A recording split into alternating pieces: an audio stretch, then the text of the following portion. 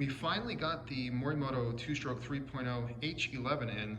If you guys caught our earlier videos, you may have noticed that we went over a full overview of this actual product and talked about its redesigned features. The 3.0 is completely different than the 2.0 almost in every sense. So check out that video, but today we're going to do something a little bit more exciting, and we're going to compare the different market options that we have available here. On the left is the halogen bulb.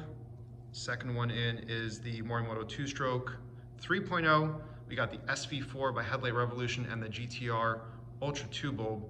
We're comparing those bulbs.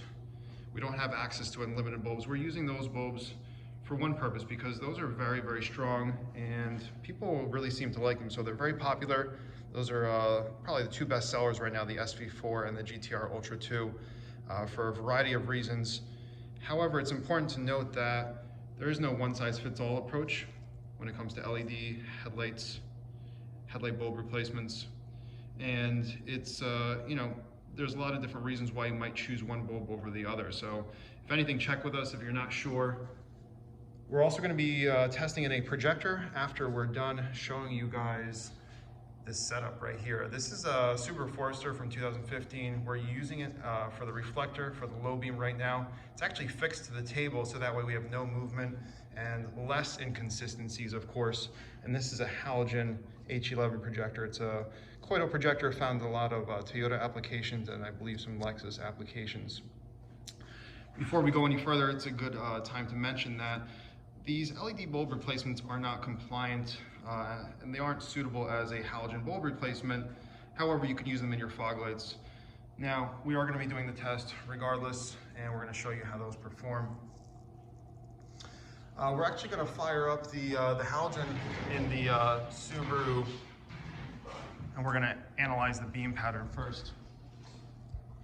So we've got that headlight fixed to the table. In theory, it's not going to move at all once it's fixed in place.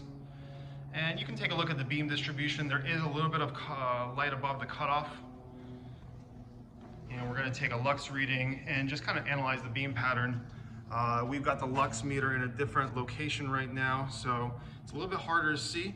We're hitting 175 Lux in this specific location. And if you analyze the beam pattern, I mean, it's pretty solid. It's pretty consistent. There is definitely a hot spot, and that hot spot rests a little bit under the defined cutoff line. Next, we're going to show you something like the S-V.4.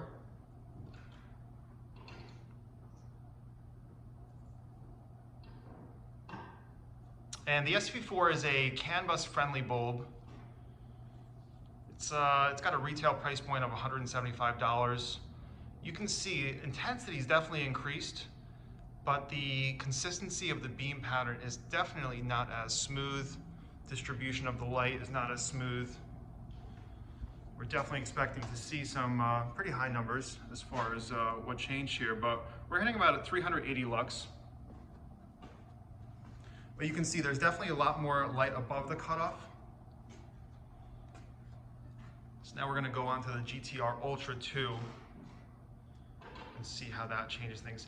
I mean, overall that S-V.4 was pretty solid, but it lacked a little bit of clarity in the beam. The Gtr Ultra 2 is even brighter. It's one of the brightest bulbs on the market. It's definitely a heavy hitter, but in reflectors, it's really where it has a downfall. If you take a look at the whole beam pattern, you can see there's a lot of excessive glare kind of at the light, at the line of the Lux meter, where it is on the upper area, that electrical line.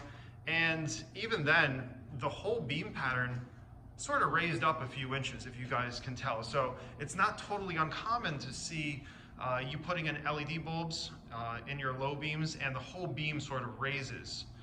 And that's what we're going to get into next with the Morimoto 2-Stroke, and we're going to tell you a special advantage that it has.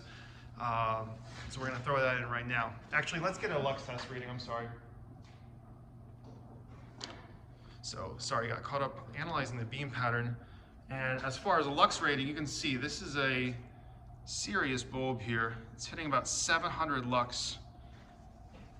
But you can see it's a little bit messy, it's a little bit sloppy, and it's definitely not something that we would recommend inside of a reflector. The Gtr Ultra 2 does fantastic in projectors, because in a projector, you're not gonna get that light bleed above the cutoff.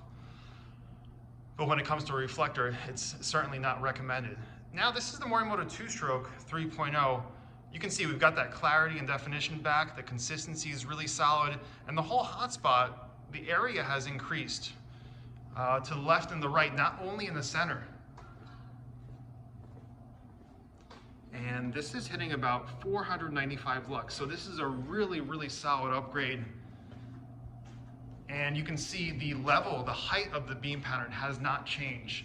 You will not need to realign your headlights after you install the Morimoto 2-Stroke 3.0. It's got a nice consistent beam pattern, and it's closest mimicking to the stock distribution and everything like that. And that's what makes it really special. The one thing that we didn't go over earlier, the H11 differs in the sense of it's got a tension clip that actually presses down and gives a little bit of force on the bulb downward, and that puts the new LED emitter in the exact same spot as the original tungsten filament found on the halogen bulb. And that's what gives you that clarity and the definition to the beam. And they've really nailed it with the 3.0 in that sense. So if you have a reflector setup, we definitely recommend the Morimoto 2-Stroke 3.0. It does fantastic in projectors, and we're going to get to that in the next video. Leave us your thoughts here, and please subscribe to the channel.